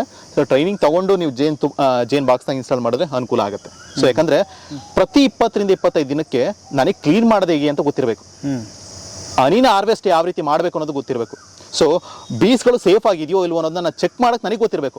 ನಾನು ಭಯಪಟ್ಟು ನಾನು ಓಪನ್ ಮಾಡಲಿಲ್ಲ ಅಂದ್ರೆ, ಸೊ ಯಾವಾಗ ಇರುವೆಗಳ ಕಾಟ ಬಂತೋ ಸೊ ಜೇನ್ ಬಿಟ್ಟು ಹೋಗ್ತವೆ. ಅದಕ್ಕೋಸ್ಕರ ತರಬೇತಿ ತುಂಬಾನೇ ಮುಖ್ಯ. ತರಬೇತಿ ಇರಬೇಕು, ಜೊತೆಗೆ ಆ ಜೇನ್ ಬಾಕ್ಸ್ನ ತಂದು ಇಟ್ಕೋಬೇಕು. 1 ಎಕರೆ ಜಾಗದಲ್ಲಿ ಏನಿಲ್ಲ ಅಂದ್ರೆ ಒಂದು 3 ರಿಂದ 4 ಬಾಕ್ಸ್ನ ಇಟ್ಕೋಬಹುದು ಅಷ್ಟೇ. ಅದಕ್ಕಿಂತ ಜಾಸ್ತಿ ಇಟ್ಟರೆ ಏನಾಗುತ್ತೆ? ಪ್ರಾಬ್ಲಮ್ ಇಲ್ಲ, ಇಟ್ಕೋಬಹುದು, ಪ್ರಾಬ್ಲಮ್ ಇಲ್ಲ. ಆದ್ರೆ ಫ್ಲವರ್ ಸೋರ್ಸ್ ಚೆನ್ನಾಗಿತ್ತು ಅಂದ್ರೆ ಪ್ರಾಬ್ಲಮ್ ಏನಿಲ್ಲ. ನೋಡಿ, ಇಲ್ಲೇನೋ ನಾವು ತುಂಬಾ ತರ ಏನು ಕ್ರಾಪ್ನ ಬೆಳಿತಾ ಇದೀವಿ, ಬಟ್ ಹಳ್ಳಿ ಎಲ್ಲಾ ಜಮೀನಲ್ಲೂ ಅದೇ ತರ ಕ್ರಾಪ್ನ ಬೆಳಿತಾ ಇರೋದಿಲ್ಲ. ಬರೀ ತೆಂಗಿನ ಮರ ಹಾಕೊಂಡಿರ್ತಾರೆ, ಬರೀ ಅಡಿಕೆ ಮರ ಹಾಕೊಂಡಿರ್ತಾರೆ. ಸೊ ಅದಕ್ಕೋಸ್ಕರ ಒಂದ್ ಎಕರೆನಲ್ಲಿ ಒಂದು 3 ಅಥವಾ 4 ಬಾಕ್ಸ್ನ ಇಟ್ಕೊಂಡ್ರೆ ಅನುಕೂಲ. ಈ ಜೇನುಗಳಿದಾವಲ್ಲ, ಈ ಜೇನುಗಳು 2-3 ಕಿಲೋಮೀಟರ್ ಹೋಗಿ ಕೂಡ ವಾಪಸ್ ಬರುವಂತ ಕೆಪಾಸಿಟಿ ಇದಾವೆ. 2-3 ಕಿಲೋಮೀಟರ್ ದೂರ ಹೋಗಿ ನೆಕ್ಟರ್ನ ಕಲೆಕ್ಟ್ ಮಾಡ್ಕೊ ಬರುವಂತ ಕೆಪಾಸಿಟಿ ಇದಾವೆ. ಓಕೆ. ಈಗ ಹಾಗಾದ್ರೆ ಯಾವ ಹಂತದಲ್ಲಿ ಜೇನನ್ನು ಸಾಕ್ಬೋದು? ಈಗ ಒಂದು ತೋಟ ಮಾಡಿದೆ ನಾನು, ಯಾವ ಹಂತದಲ್ಲಿ ಸಾಕಕ್ಕೆ ಶುರು ಮಾಡ್ಬೇಕು ಇದನ್ನ? ನೀವು ನೀವು ಆಲ್ರೆಡಿ ತೋಟ ಇದೆ, ನೀವು ಆಲ್ರೆಡಿ ಬೇರೆ ಬೇರೆ ತರ ಬೆಳೆಗಳನ್ನ ಬೆಳ್ಕೋತಾ ಇದೀರಾ ಅನ್ಕೊಳ್ಳಿ, ಪ್ರಾಬ್ಲಮ್ ಇಲ್ಲ, ಇವಾಗಲೇ ತಂದು ಇಟ್ಕೋಬಹುದು. ಬಟ್ ಆಲ್ರೆಡಿ ಇನಿಷಿಯಲ್ ಶುರು ಮಾಡಿದೀನಿ, ಈಗ ಮುಂದೆ ಯಾವಾಗ ಹೊಸ ತೋಟ ಮಾಡ್ಬೇಕಂತ ಹೊಸ ತೋಟ ಮಾಡ್ಬೇಕು, ಈ ಎಲ್ಲಾ ಕ್ರಾಪ್ ನ ಬೆಳಿತಾ ಇದೀರಾ, ಸೊ ಪ್ರಾಬ್ಲಮ್ ಇಲ್ಲ. 1-1.5 ವರ್ಷ ಅಥವಾ 2 ವರ್ಷ ಆದ್ಮೇಲೆ ಚೆನ್ನಾಗಿ ಬೆಳ್ಕೋತು ಅಂದ್ರೆ ಸೊ ಅವಾಗ ತಂದಿಡಿ, ಪ್ರಾಬ್ಲಮ್ ಇಲ್ಲ. ಇದಕ್ಕೆ ಬಹಳ ಪ್ರಿಯವಾದ ಆಹಾರ ಅಂತದ್ದು ಏನಾದ್ರು ಇದೆಯಾ? ಇಲ್ಲ, ಎಲ್ಲೆಲ್ಲಿ ನೆಕ್ಟರ್ ಸಿಗುತ್ತೋ ಎಲ್ಲಾ ಫ್ಲವರ್ಸ್ ಅಲ್ಲಿ ಇರುವಂತ ನೆಕ್ಟರ್ ನ ಕಲೆಕ್ಟ್ ಮಾಡ್ಕೊಳುತ್ತೆ, ಎಲ್ಲಾ ಫ್ಲವರ್ಸ್ ಅಲ್ಲಿ ಇರೋ ಪೋಲನ್ನ ಕಲೆಕ್ಟ್ ಮಾಡ್ಕೊಳ್ಳುತ್ತೆ. ಸೊ ಯೂಶಲ್ ಆಗಿ ಸನ್ಫ್ಲವರ್ ಇದೆಯಲ್ಲ, ಸೂರ್ಯಕಾಂತಿ ಇದೆಯಲ್ಲ, ಸೂರ್ಯಕಾಂತಿನಲ್ಲಿ ನೆಕ್ಟರ್ ಪ್ರಮಾಣ ಜಾಸ್ತಿ ಸಿಗುತ್ತೆ. ಅದಕ್ಕೋಸ್ಕರ ಆ ಜಾಗದಲ್ಲಿ ಏನಾದ್ರು ಈ ಬಾಕ್ಸ್ ನ ಇನ್ಸ್ಟಾಲ್ ಮಾಡಿದ್ರೆ ಜೇನುತುಪ್ಪನ ಕೂಡ ಜಾಸ್ತಿ ಸಿಗುತ್ತೆ. ಓಕೆ. ಇದು ಅದನ್ನ ಹೇರೋದ್ರಿಂದ ಹೂವಿಗಾಗ್ಲಿ ಫಲಕ್ಕಾಗ್ಲಿ ಏನಾದ್ರು ತೊಂದರೆ ಇದೆಯಾ? ತೊಂದರೆ ಅಂತೂ ಇಲ್ಲ, ತುಂಬಾ ಒಳ್ಳೇದೆ. ಏನ್ ಮಾಡುತ್ತೆ, ಪೋಲನ್ ಇರುತ್ತಲ್ಲ, ಯೆಲ್ಲೋ ಕಲರ್ ನೋಡಿದ್ರಲ್ಲ ಫ್ಲವರ್ಸ್ ಅಲ್ಲಿ, ಅದು ಪೋಲನ್ ಅಂತ ಕರೀತಾರೆ. ಆ ಪೋಲನ್ನ ಮೇಲ್ ಫ್ಲವರ್ ಇಂದ ಫಿಮೇಲ್ ಫ್ಲವರ್ ಗೆ ತಗೊಂಡುವಂತ ಕೆಲಸ ಇದು ಮಾಡುತ್ತೆ. ಇಲ್ಲಿ ಹೋಗುತ್ತೆ, ಟಚ್ ಮಾಡ್ಕೊಳ್ಳುತ್ತಲ್ಲ, ಸೊ ಅದ್ರ ಕಾಲದಲ್ಲೆಲ್ಲ ಟಚ್ ಆಗಿರುತ್ತಲ್ಲ, ಅದೇ ಪೋಲನ್ನ ತಗೊಂಡೋಗಿ ಬೇರೆ ಫ್ಲವರ್ ಅಲ್ಲಿ ಕೂತಾಗ ಏನಾಗುತ್ತೆ, ಈ ಪೋಲನ್ನು ಅಲ್ಲಿಗೆ ಟ್ರಾನ್ಸ್ಫರ್ ಆಗುತ್ತೆ. ಸೊ ಒಂದ್ ಫ್ಲವರ್ ಇಂದ ಇನ್ನೊಂದು ಫ್ಲವರ್ಗೆ ಟ್ರಾನ್ಸ್ಫರ್ ಆಗೋದ್ರಿಂದ ಏನಾಗುತ್ತೆ, ಪರಾಗಸ್ಪರ್ಶ ಆಗುತ್ತೆ. ಹಾಗಾದ್ರೆ ಅದು ಫಲ ಬಂದಿಲ್ಲ ಅಂದ್ರೆ ಪರಾಗಸ್ಪರ್ಶ ಆಗಿಲ್ಲ ಅಂತ. ಸೊ ನೋಡಿ, ಎಷ್ಟೋ ಕಡೆ ಒಂದು ಕ್ರಾಪ್ ನ ತಗೊಂಡಾಗ, ಯಾವುದೋ ಒಂದು ಗಿಡ ಅಂತ ತಗೊಂಡಾಗ, ಫಾರ್ ಎಕ್ಸಾಂಪಲ್ ಯಾವುದೋ ಒಂದು ಹೀರೆಕಾಯಿ, ಯಾವುದೋ ಒಂದು ಇದೆ ಅನ್ಕೊಳ್ಳಿ, ಅದರಲ್ಲಿ ಮೇಲ್ ಫ್ಲವರೇ ಜಾಸ್ತಿ ಬಿಡ್ತದೆ ಅಥವಾ ಫಿಮೇಲ್ ಫ್ಲವರೇ ಜಾಸ್ತಿ ಬಿಡ್ತಾ ಇದೆ ಅಂದ್ರೆ ಒಂದು ಕ್ಲೈಮೇಟಿಕ್ ಕಂಡೀಷನ್ ಪ್ರಾಬ್ಲಮ್ ಇರುತ್ತೆ, ಸಾಯಿಲ್ ಹೆಲ್ತ್ ಮೇಲೆ ಪ್ರಾಬ್ಲಮ್ ಇರುತ್ತೆ. ಅಕಸ್ಮಾತ್ ಒಂದು ಗಿಡದಲ್ಲಿ ಮೇಲ್ ಫ್ಲವರ್ ಫಿಮೇಲ್ ಫ್ಲವರ್ ಎರಡೂ ಕೂಡ ಚೆನ್ನಾಗಿದೆ, ಬಟ್ ಆದ್ರೂ ಕೂಡ ಕಾಯಿ ಕಟ್ತಾ ಇಲ್ಲ ಅಂದ್ರೆ ಪಾಲಿನೇಷನ್ ಆಗ್ತಾ ಇಲ್ಲ ಅಂತ ಅರ್ಥ. ಜೊತೆಗೆ ಕೆಲವೊಂದು ನ್ಯೂಟ್ರೆಂಟ್ ಕೂಡ ಇಂಪಾರ್ಟೆಂಟ್ ಆಗುತ್ತೆ. ಸೊ ನ್ಯೂಟ್ರೆಂಟ್ ಇಂಬ್ಯಾಲೆನ್ಸ್ ಇದ್ದಾಗಲೂ ಕೂಡ, ನ್ಯೂಟ್ರೆಂಟ್ ಸರಿಯಾಗಿ ಕೊಡ್ತಾ ಇಲ್ಲ ಅಂದ್ರೂ ಕೂಡ ಅಲ್ಲಿ ಕಾಯಿ ಕಟ್ಟೋದಿಲ್ಲ. ಒಂದು ಎಕರೆಗೆ 4 ಬಾಕ್ಸ್ ಇಡಬೇಕಾಗಿರುವಂಥದ್ದು. 3 ಅಥವಾ 4 ಬಾಕ್ಸ್ ಇಟ್ಟರೆ ಒಳ್ಳೇದು, ಅದಕ್ಕಿಂತ ಜಾಸ್ತಿ ಇಡುವಂಥದ್ದು. ನಾನು ಬೇರೆ ಕಡೆ ಕೇಳಿದ್ದೀನಿ, ಜೇನು ಇದನ್ನೇ ಒಂದು ಉದ್ಯಮವಾಗಿ ಮಾಡ್ಕೋಬಹುದು. ಹಾಗಾದ್ರೆ ಎಷ್ಟು ಎಕರೆ ಬೇಕಾಗುತ್ತೆ ನಿಮ್ಮ ಲೆಕ್ಕದ ಪ್ರಕಾರ? ಸೊ ನಿಮ್ಗೆ ಎಷ್ಟು ಎಕರೆ ಜಾಗ ಇತ್ತು ಅಷ್ಟು ಎಕರೆನೂ ಒಳ್ಳೇದು, ಪ್ರಾಬ್ಲಮ್ ಇಲ್ಲ. ಜೇನುಗಳಿಗೆ ಮೇಜರ್ ಆಗಿ ಏನಪ್ಪ ಅಂದ್ರೆ ನೆಕ್ಟರ್ ಬೇಕು, ಪೋಲನ್ ಬೇಕು. ಅದು ಸನ್ಫ್ಲವರ್ ಇಂದ ಸಿಗ್ತಾ ಇದೆ ಅಂದ್ರೆ ಇನ್ನೂ ಜೇನುತುಪ್ಪನ ಜಾಸ್ತಿ ಹಾರ್ವೆಸ್ಟ್ ಮಾಡ್ಬೋದು, ಜೇನ ಇನ್ನೂ ಕೂಡ ಸಾಕಬಹುದು ಜಾಸ್ತಿ. ಒಂದು ಡಬ್ಬದಿಂದ ಇನ್ನೊಂದಕ್ಕೆ ಅಂತರ ಎಷ್ಟಿರ್ಬೇಕು ಅಂತೀರಿ? ಸೊ ನೀವು ಅಂತರ ಹೇಳೋದಾದ್ರೆ 1 ಎಕರೆನಲ್ಲಿ 3-4 ಅಂತಲ್ವಾ, ಸೊ ಆರಾಮಾಗಿ ದೂರನೇ ಇನ್ಸ್ಟಾಲ್ ಮಾಡ್ಕೋಬಹುದು. ಅಂದ್ರೆ ಮೂಲೆಗೆ ನಾವು ಮೂಲೆಗೆ ಎಲ್ಲೆಲ್ಲಿ ಸೆಕ್ಯೂರ್ ಅಂತ ಪ್ಲೇಸ್ ನೋಡಿ, ನೆರಳಿರ್ಬೇಕು. ನೋಡಿ, ಇದನ್ನ ಕಟ್ಟಿರೋ ಉದ್ದೇಶ ಏನಪ್ಪಾ ಅಂದ್ರೆ ಮುಂಚೆ ಬಿಸಿಲು ಬೀಳ್ತಾ ಇತ್ತು, ಇದು ತುಂಬಾ ಬಿಸಿಲು ಬೀಳ್ತಾ ಇತ್ತು. ಸೊ ಬಾಕ್ಸ್ ಒಳಗಡೆ ಹೀಟ್ ಜನರೇಟ್ ಆದಾಗ ಬೀಸ್ಗಳು ಏನ್ ಮಾಡತ್ತವೆ, ಇನ್ಸೆಕ್ಯೂರ್ ಫೀಲ್ ಆಗುತ್ತೆ, ಕಾಲೋನಿ ಬಿಟ್ಟು ಹೋಗುವಂತ ಚಾನ್ಸ್ ಇರುತ್ತೆ. ಸೊ ಆಲ್ರೆಡಿ ಬಿಟ್ಟು ಹೋಗ್ತಾ ಇತ್ತು. ನಾವು ಅದಕ್ಕೋಸ್ಕರ ಈ ನೋಡಿ ಇಲ್ಲಿ ಕಾಣಿಸ್ತಿದೆ, ಬಿ ಗೇಟ್ ನ ಹಾಕೊಂಡಿದೀವಿ, ರಾಣಿ ಜೇನ್ದ ಗೇಟ್ ಹಾಕೊಂಡಿದೀವಿ, ಜೊತೆಗೆ ಈ ಶೇಡ್ ನ ಕೊಟ್ಟಿದ್ವಿ. ಸೊ ಕೊಟ್ಟಿರೋ ಉದ್ದೇಶ ಏನಪ್ಪಾ ಅಂದ್ರೆ ಬೀಸ್ಗಳಿಗೆ ಸೆಕ್ಯೂರ್ ಆಗಿರ್ಲಿ, ಸೊ ಅದಕ್ಕೆ ಬಾಕ್ಸ್ ಒಳಗೆ ಇರ್ಲಿ ಅನ್ನೋ ಉದ್ದೇಶಕ್ಕೋಸ್ಕರ. ಇದು ನೀವು ಡಿಸೈನ್ ಮಾಡಿದ್ದ ಅಥವಾ? ಹೌದು, ನಾವು ಡಿಸೈನ್ ಮಾಡಿರೋಂಥದ್ದು ಕಸ್ಟಮೈಸ್ಡ್ ಬಾಕ್ಸ್. ಮುಂಚೆಲ್ಲ ನೋಡಿ ಅಲ್ಲಿ ಕಾಣಿಸ್ತಾ ಇದೆಯಲ್ಲ, ಅಲ್ಲೂ ಒಂದು ಜೇನ್ ಬಾಕ್ಸ್ ಇದೆ. ಅಲ್ಲಿ ಏನ್ ಬರೀ ಜಸ್ಟ್ ಓಪನ್ ಮಾಡೋದು, ಕ್ಲೋಸ್ ಮಾಡೋದಷ್ಟೇ. ಪ್ರತಿ ಸಲ ನಾವ್ ಯಾರೇ ವಿಸಿಟರ್ಸ್ ಬಂದ್ರು ಕೂಡ ಪ್ರತಿ ಸಲ ಎಲ್ಲಾನು ಓಪನ್ ಮಾಡ್ಬೇಕಾಗಿತ್ತು. ಬಾಕ್ಸ್ ನ ಓಪನ್ ಮಾಡಿದಾಗ ಏನಾಗುತ್ತೆ, ಕಾಲನ್ನ ಡಿಸ್ಟರ್ಬ್ ಮಾಡ್ದಂಗೆ ಆಗ್ತೈತೆ. ಅದಕ್ಕೋಸ್ಕರ ನಾವೇನ್ ಮಾಡ್ತಾ ಇದೀವಿ, ಈ ತರ ಕಸ್ಟಮೈಸ್ಡ್ ಬಾಕ್ಸ್ ನ ಮಾಡಿದೀವಿ. ಇಲ್ಲಿ ಗ್ಲಾಸ್ ಇದೆ, ಪ್ರತಿ ಸಲ ಬಾಕ್ಸ್ ಓಪನ್ ಮಾಡೋಂಥ ಅವಶ್ಯಕತೆ ಇಲ್ಲ, ಗ್ಲಾಸ್ ಇಂದ ಕಾಣುತ್ತೆ ಈಸಿಯಾಗಿ. ಇದು ಸಿಗುತ್ತಾ ಇಲ್ಲ ಹೊರಗಡೆ ರೈತರಿಗೆ ಕೇಳಿದ್ರೆ? ಅಥವಾ ಅಲ್ಲ, ಇದು ಪ್ರೆಸೆಂಟ್ ಇವಾಗ ನಾವು ನಮ್ಮ ಫಾರ್ಮ್ ಅಲ್ಲಿ ನಾವು ಡೆವಲಪ್ ಮಾಡ್ಕೋತಾ ಇದೀವಿ, ಹೊರಗಡೆ ಸಿಗೋದಿಲ್ಲ. ಇದು ಈ ತರ ಮಾಡ್ಕೋಬಹುದು, ಈ ತರ ಡಿಸೈನ್ ಅವರು ಕೂಡ ಮಾಡ್ಕೋಬಹುದು. ಇದ್ರ ಬಗ್ಗೆ ಸಂಪೂರ್ಣ ಮಾಹಿತಿ ಬೇಕು ಅಥವಾ ಏನು ಅವಕಾಶಗಳಿದೆ ಇಲ್ಲಿ? ನಮ್ಮಲ್ಲಿ ನಮ್ಮ ರೈತರಿಗೆ ಆಲ್ರೆಡಿ ಜೇನು ಕೃಷಿ ಬಗ್ಗೆ ಆಲ್ರೆಡಿ ತರಬೇತಿನ ಕೊಡ್ತಾ ಇದೀವಿ. ಸೊ ನಮ್ಮ ರೈತರಿಗೆ ಅದನ್ನ ಚೆನ್ನಾಗಿ ಕೊಟ್ಟು ಅವ್ರ ಫಾರ್ಮಲ್ಲೆಲ್ಲ ಕೂಡ ಜೇನು ಕೃಷಿನ ಡೆವಲಪ್ ಮಾಡ್ಕೊಂಡಾದ್ಮೇಲೆ ನಮ್ಮ ಅಕ್ಷಯ ಕಲ್ಪದ ಎಲ್ಲ ರೈತರಿಗೂ ಕೂಡ ನಾವು ತರಬೇತಿ ಕೊಡುವಂತ ಪ್ಲಾನ್ ಇದೆ ಮುಂದಿನ ದಿನಗಳಲ್ಲಿ. ಅಂದ್ರೆ ಯಾರು ಬರ್ತಾರೆ ರೈತರು, ಅದು ಅದ್ರ ಜೊತೆಗೆ ಇದು ತರಬೇತಿ ಕೂಡ ಇರುತ್ತೆ? ಹೌದೌದು. ಸೊ ಜೇನು ಕೃಷಿ ಬಗ್ಗೆ ಸಪರೇಟ್ ಆಗಿ ತರಬೇತಿ ಇರುತ್ತೆ. ಎಷ್ಟು ದಿವಸದ್ದು ಅದು? ಅಟ್ ಪ್ರೆಸೆಂಟ್ ಇವಾಗ 3 ದಿನದ್ದು. ಅಟ್ ಪ್ರೆಸೆಂಟ್ ಇವಾಗ ನಮ್ಮ ರೈತರ ಬಗ್ಗೆ ಫೋಕಸ್ ಮಾಡ್ತಾ ಇದ್ವಿ. ನಮ್ಮ ರೈತರಿಗೆ ಜೇನು ಕೃಷಿ ಬಗ್ಗೆ ಗೊತ್ತಾಗಬೇಕು, ಅವರ ಜಮೀನಲ್ಲಿ ಜೇನು ಕೃಷಿ ಮಾಡಬೇಕು ಅನ್ನೋ ಉದ್ದೇಶಕ್ಕೋಸ್ಕರ ನಮ್ಮ ರೈತರಿಗೆ ತರಬೇತಿ ಕೊಡ್ತಾ ಇದೀವಿ. ಮುಂದಿನ ದಿನಗಳಲ್ಲಿ ನಮ್ಮ ಅಕ್ಷಯ ಕಲ್ಪದ ಅಲ್ಲದ ರೈತರಿಗೂ ಕೂಡ ತರಬೇತಿ ಕೊಡುವಂತ ಪ್ಲಾನ್ ಇದೆ. 3 ದಿವಸ ಇಲ್ಲಿಗೆ 3 ದಿನ ಇರುತ್ತೆ. ಆಯ್ತು. ಓಕೆ. ಇದ್ರದ್ದು ಇಳುವರಿ ಹೇಗಿದೆ, ಚೆನ್ನಾಗಿದೆ ಅದು ಅಥವಾ ಮಾರುಕಟ್ಟೆ ಹೇಗಿದೆ? ಸೊ ಮಾರುಕಟ್ಟೆ ಅಂತ ಬಂದರೆ ಅಟ್ ಪ್ರೆಸೆಂಟ್ ಇವಾಗ ಅವರೇ ಮಾರ್ಕೆಟ್ನ ಬಿಲ್ಡ್ ಮಾಡ್ಕೋಬೇಕಾಗತ್ತೆ. ಮಾರ್ಕೆಟ್ನ ಬಿಲ್ಡ್ ಮಾಡಿಕೊಂಡು ಆಮೇಲೆ ಜೇನ ಸಾಕಬೇಕಾಗತ್ತೆ. ಜೇನು ಕೃಷಿನೇ ಮಾಡ್ತೀನಿ ಅಂದರೆ ಇಲ್ಲ ತೋಟಕ್ಕೋಸ್ಕರ ಪಾಲಿನೇಷನ್ಗೋಸ್ಕರ ನಾನು ಸಾಕ್ತೀನಿ ಅಂದರೆ ಪ್ರಾಬ್ಲಮ್ ಏನಿಲ್ಲ. ಅವರು ಜೇನುತುಪ್ಪ ಏನು ಪ್ರೊಡ್ಯೂಸ್ ಆಗುತ್ತೋ ಅವ್ರ ಮನೆಗೆ ಬಳಸ್ಕೋಬೋದು, ಎಲ್ಲೂ ಮಾರುವಂಥ ಅವಶ್ಯಕತೆ ಇಲ್ಲ. ಒಂದು ಎಕರೆಗೆ 3-4 ಇಟ್ಕೊಂಡಿದ್ದಾರೆ ಅಂದರೆ ಸೊ ಮಾರುವಂಥ ಅವಶ್ಯಕತೆ ಇಲ್ಲ. ಒಂದು ವರ್ಷಕ್ಕೊಂದು 20 kg ಬಂತು ಅಂದರೆ ಅವ್ರ ಮನೆಗೆ ಬಳಸ್ಕೋಬೋದು. ಈಗ ನಾನೇನೋ ಮಾಡಿದೆ ಸಾವಯವ, ಪಕ್ಕದ ಜಮೀನವರು ಕೆಮಿಕಲ್ ಫಾರ್ಮಿಂಗ್ ಮಾಡ್ತಾ ಇದ್ರೆ ಎಫೆಕ್ಟ್ ಆಗುತ್ತಾ ಇದಕ್ಕೆ? ಸೊ ನೋಡಿ, ಆರ್ಗ್ಯಾನಿಕ್ ಹನಿ ಅಂತ ಹೇಳಿ ನಾವು ಹೇಳಬೇಕು ಅಂದರೆ ಎಸ್ಪೆಷಲಿ ಜೇನು ಕೃಷಿನಲ್ಲಿ ಸರ್ಟಿಫಿಕೇಶನ್ ತೊಗೊಳ್ಳೋದು ಭಾಳ ಕಷ್ಟ. ಕಾರಣ ಏನಪ್ಪ ಅಂದರೆ ಈ ಜೇನುಗಳು ಬರೀ ಒಂದು 50 ಮೀಟ್ರ್ ದೂರಕ್ಕೆ ಹೋಗಿ 100 ಮೀಟ್ರ್ ದೂರಕ್ಕೆ ಹೋಗಿ ಹನಿನ ನೆಕ್ಟರ್ನ ಎಕ್ಸ್ಟ್ರಾಕ್ಟ್ ಮಾಡ್ಕೊಬರಲ್ಲ. ಇದು 2-3 ಕಿಲೋಮೀಟರ್ ದೂರ ಹೋಗುತ್ತೆ ಎಕ್ಸ್ಟ್ರಾಕ್ಟ್ ಮಾಡ್ಕೊಬರ್ಲಿಕ್ಕೆ. ಸೊ ಸುತ್ತಮುತ್ತ ಜಮೀನಲ್ಲೂ ಕೂಡ ಆರ್ಗ್ಯಾನಿಕ್ ಆಗಿ ಬೆಳೀತಾ ಇದ್ರೆ ಅನುಕೂಲ. ಓಕೆ. ಅದಕ್ಕೋಸ್ಕರ ಜೇನಿಗೆ ಏನಕ್ಕೆ ಸರ್ಟಿಫಿಕೇಶನ್ ಸಿಗಲ್ಲ, ಆರ್ಗ್ಯಾನಿಕ್ ಸರ್ಟಿಫಿಕೇಶನ್ ಸಿಗಲ್ಲ ಅಂದ್ರೆ ಅದೊಂದೇ ರೀಸನ್. ಯಾಕಂದ್ರೆ ಇದು 2-3 ಕಿಲೋಮೀಟರ್ ದೂರ ಹೋಗಿ ನೆಕ್ಟರ್ನ ಪೋಲನ್ನ ಕಲೆಕ್ಟ್ ಮಾಡ್ಕೊಬರುತ್ತೆ. ಬರೀ 100 ಮೀಟರ್ ಹೋಗೋ ಅಷ್ಟೇ ಅಲ್ಲ, ನಮ್ಮ ಜಮೀನಲ್ಲಿ ಅಷ್ಟೇ, ನಮ್ಮ ಸುತ್ತಮುತ್ತ ಜಮೀನವರು ಕೂಡ ಆರ್ಗ್ಯಾನಿಕ್ ಆಗಿ ಬೆಳೀತಾ ಇದ್ರೆ ತುಂಬಾ ಒಳ್ಳೇದು. ಹಾಗಾದ್ರೆ ಆರ್ಗ್ಯಾನಿಕ್ ಜೇನ್ ಸಿಗೋದು ಕಷ್ಟ, ತುಂಬಾನೇ ಕಷ್ಟ. ಫಾರ್ ಎಕ್ಸಾಂಪಲ್ ಒಂದು 20 ಎಕರೆ 30 ಎಕರೆ ಜಾಗದಲ್ಲಿ ನನ್ನ ಹತ್ರ ಒಂದು ಸನ್ಫ್ಲವರ್ನ ಬೆಳೀತಾ ಇದ್ದೀನಿ. ಮಧ್ಯದಲ್ಲೆಲ್ಲೋ ಒಂದ್ ಕಡೆ ಒಂದು ಜೇನ್ ಬಾಕ್ಸ್ನ ಇಟ್ಟಿದ್ದೀನಿ. ಸೊ ಈ ಜೇನ್ಗಳು ಏನ್ ಮಾಡ್ತವೆ, ಸುತ್ತಮುತ್ತ ನೆಕ್ಟರ್ನ ಚೆನ್ನಾಗಿ ಸಿಗುತ್ತೆ, ಸನ್ಫ್ಲವರ್ ಅಲ್ಲೇ ಸಿಗುತ್ತೆ. ಸೊ ಸನ್ಫ್ಲವರ್ ಅಲ್ಲಿರೋ ನೆಕ್ಟರ್ನ ಮಾತ್ರ ತಗೊಂಡು ಬಂದು ಅದರಿಂದ ಜೇನುತುಪ್ಪನ ಪ್ರೊಡ್ಯೂಸ್ ಮಾಡುತ್ತೆ. ಸೊ ಅದು ಸಿಂಗಲ್ ಫ್ಲೋರ್ ಹನಿ. ಸೊ ಟೇಸ್ಟು ನೀವು ನಾರ್ಮಲ್ ಮಲ್ಟಿಫ್ಲೋರ್ ಹನಿ ಇದೆಯಲ್ಲ, ನೀವು ಇದುವರೆಗೂ ಏನು ತಿಂದಿದ್ದೀರಲ್ಲ ಅದು ಮಲ್ಟಿಫ್ಲೋರ್ ಹನಿ. ಸೊ ಅದಕ್ಕೂ ಕಂಪೇರ್ ಮಾಡಿದ್ರೆ ಇದರ ಹನಿ ಟೇಸ್ಟು ಡಿಫ್ರೆಂಟ್ ಆಗಿರುತ್ತೆ. ಗ್ರಾಹಕರಿಗೆ ಇವು ಎಲ್ಲ ಗೊತ್ತೇ ಇಲ್ಲ, ಏನಂತ ಕೇಳ್ಬೇಕು, ಅವ್ನು ಒಳ್ಳೆ ಜೇನ್ ಬೇಕು ನನಗೆ ಕ್ವಾಲಿಟಿ ಅಂತ. ಕ್ವಾಲಿಟಿ ಆಫ್ ಹನಿ ಸಿಗೋದು ತುಂಬಾನೇ ಕಷ್ಟ ಮಾರ್ಕೆಟ್ನಲ್ಲಿ. ಯಾಕಂದ್ರೆ ಎಷ್ಟೋ ಜೇನುತುಪ್ಪ ಹೊರಗಡೆ ನಿಮಗೆ ಸಿಗ್ತಾ ಇದೆ, ಅದು ಅಡಲ್ಟ್ರೇಷನ್ ಆಗಿರುತ್ತೆ, ನಮಗೆ ಗೊತ್ತೇ ಆಗೋದಿಲ್ಲ. ಇವನ್ ಮನೇಲಿ ಯೂಟ್ಯೂಬ್ ಚೆಕ್ ಮಾಡಿದ್ರೆ ಎಷ್ಟೋ ಮೆಥಡ್ಸ್ಗಳಿದಾವೆ, ಆರ್ಗ್ಯಾನಿಕ್ ಹನಿನ ಅಥವಾ ಪ್ಯೂರ್ ಹನಿನ ಚೆಕ್ ಮಾಡುವಂಥ ಮೆಥಡ್ಗಳು. ಬಟ್ ಯಾವ ಕೂಡ ಕರೆಕ್ಟ್ ಮೆಥಡ್ ಅಲ್ಲ. ಕರೆಕ್ಟ್ ಮೆಥಡ್ ಏನಪ್ಪಾ ಅಂದ್ರೆ ಅದನ್ನ ಲ್ಯಾಬಲ್ಲಿ ಚೆಕ್ ಮಾಡಿಸ್ಬೇಕಷ್ಟೇ. ಓಕೆ. ಸೊ ನೀರಲ್ಲಿ ಇಟ್ಟು ಟೆಸ್ಟ್ ಮಾಡ್ತಾರೆ, ಏನೋ ಸ್ಲೋಪ್ ಆಗಿರೋ ಜಾಗದಲ್ಲಿ ಹನಿನ ಬಿಟ್ಬಿಟ್ಟು ಟೆಸ್ಟ್ ಮಾಡ್ತಾರೆ, ಗಟ್ಟಿ ಇದ್ರೆ ಅದೆಲ್ಲ correct method. So correct method ಏನಪ್ಪಾ ಅಂದ್ರೆ ಅದನ್ನ ಲ್ಯಾಬಲ್ಲಿ ಚೆಕ್ ಮಾಡಿಸ್ಬೇಕು. ಓಕೆ. Thank you sir. ನಾನು ಕತೆ ಗಲಾಟಲ್ಲಿ ನಿಮ್ಮ ಹೆಸರು ಕೇಳೋದೇ ಮರ್ತ್ಬಿಟ್ಟು. ನನ್ನ ಹೆಸರು ರಾಕೇಶ್ ಅಂತ ಹೇಳಿ. ಓಕೆ. ಎಷ್ಟು ವರ್ಷದಿಂದ ಕೆಲಸ ಮಾಡ್ತೀನಿ? ಕಳೆದ 3 ವರ್ಷದಿಂದ ಇಲ್ಲಿ ಕೆಲಸ ಮಾಡ್ತಾ ಇದ್ದೀನಿ. ಏನು ಕ್ವಾಲಿಫಿಕೇಶನ್ ನಿಮ್ದು? ನಾನೊಬ್ಬ mechanical engineer actually. Mechanical engineer? ಅಯ್ಯೋ, ಹೆಂಗ್ರಿ ಇದು? ಹೌದು, ಕಳೆದ 12 ವರ್ಷದಿಂದ ನಾನು ತರಬೇತುದಾರನಾಗಿ ಕೆಲಸ ಮಾಡ್ತೀನಿ. ಸೊ ಬಟ್ ಮುಂಚೆ ಟೆಕ್ನಿಕಲ್ ಇಂಡಸ್ಟ್ರಿಯಲ್ಲಿ ಇದ್ದೆ, ಈಗ ನಾನ್ ಟೆಕ್ನಿಕಲ್ ಇಂಡಸ್ಟ್ರಿಯಲ್ಲಿ ಬಂದಿದ್ದೀನಿ. ಬಟ್ ಇದು ಕೂಡ ಟೆಕ್ನಿಕಲೇ. ಸೊ ಅಗ್ರಿಕಲ್ಚರ್ ಬಂತು ಅಂದ್ರೆ ಇದು ಕೂಡ ಟೆಕ್ನಿಕಲೇ. ಬಟ್ ಕಳೆದ 5 ವರ್ಷದಿಂದ ನಾನು ಅಗ್ರಿಕಲ್ಚರ್ ಬೇಸ್ಡ್ ಇಂಡಸ್ಟ್ರಿಯಲ್ಲಿ ಕೆಲಸ ಮಾಡೋದ್ರಿಂದ ಒಂದು ಪ್ಯಾಷನ್ ಇರಬೇಕು, ಇನ್ನೊಂದು ಕಲಿಬೇಕು ಅನ್ನೋ ಆಸಕ್ತಿ ಇರಬೇಕು. ಹಾಗಾದ್ರೆ ಮಾತ್ರ ಕೆಲಸ ಮಾಡ್ಲಿಕ್ಕೆ ಸಾಧ್ಯ. ಭಾಳ ಖುಷಿ ಆಯಿತು, ಒಳ್ಳೆ ಮಾಹಿತಿ ಕೊಟ್ಟರೆ. Thank you. ಗೆಳೆಯರೇ, ಯಾರಾದರೂ ನಿಮಗೆ ಟ್ರೈನಿಂಗ್ ಬರಬೇಕು ಅಂತ ಅನಿಸಿದರೆ ಅಕ್ಷಯ ಕಲ್ಪಕ್ಕೆ ಬನ್ನಿ. ಬರೀ ಜೇನಲ್ಲ, ಸುಮಾರು ನೋಡ್ಬೋದು. ಅದ್ರ ಜೊತೆಗೆ ಜೇನು ಪ್ರಧಾನವಾಗಿ ಇರುತ್ತೆ. ಬನ್ನಿ, ಇದ್ರ ಟ್ರೈನಿಂಗ್ ತೊಗೊಳ್ಳಿ, ಸಂಪೂರ್ಣ ಮಾಹಿತಿ. ಆಮೇಲೆ ಒಳ್ಳೆ ತೋಟ ಮಾಡಿದ್ರೆ ಮಾತ್ರ ಜೇನು ಸಾಕಿ, ಒಳ್ಳೆ ಜೇನು ಜನಕ್ಕೂ ಸಿಗಲಿ, ನಿಮಗೂ ಒಳ್ಳೆ ಜೇನು ಸಿಗಲಿ ಅಂತ ಹೇಳ್ತಾ ಈ ಎಪಿಸೋಡನ್ನು ಇಲ್ಲಿಗೆ ಮುಗಿಸ್ತೀನಿ. ಮತ್ತೆ ನೆಕ್ಸ್ಟ್ ಇದೆ ಮುಂದಿನ ಎಪಿಸೋಡ್ಗೆ ಹೋಗೋಣ, ಬನ್ನಿ. Thank you sir. ವೆಲ್ಕಮ್.